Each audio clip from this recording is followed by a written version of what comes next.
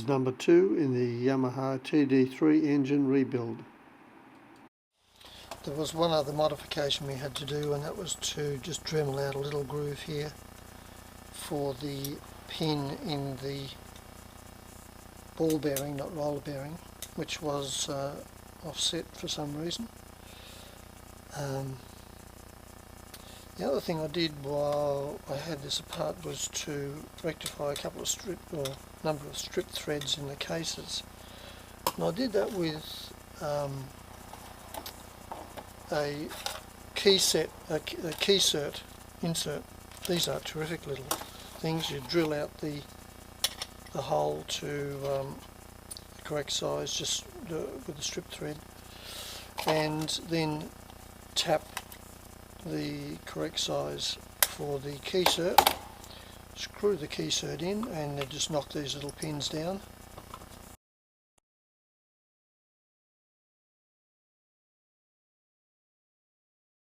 As you can see there, and they're held in securely. Fantastic idea, and they never move. Anyway, so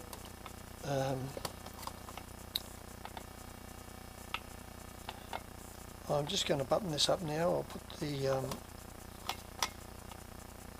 gear shafts back in place.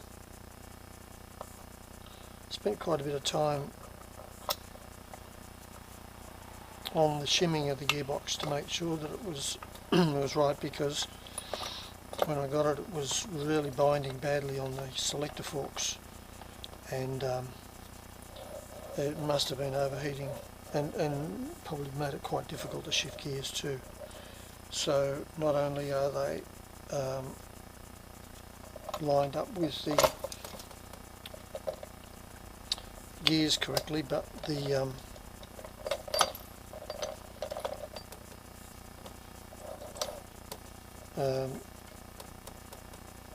so that the gears are all lined up correctly, but also there's no binding when you select the gears now. It just shifts beautifully and spins really well, so at least it will when I line up that last selector fork. There we go.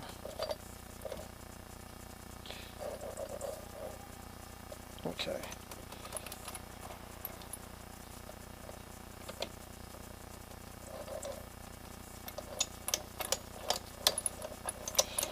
So it shifts really well now, and there's no resistance at all, no binding. Okay. So I'm going to go ahead and put this together now, and I'm going to use Yamaha Bond on the surfaces, so we'll just do that. This is all pretty boring, so I'll get that done and I'll come back to you.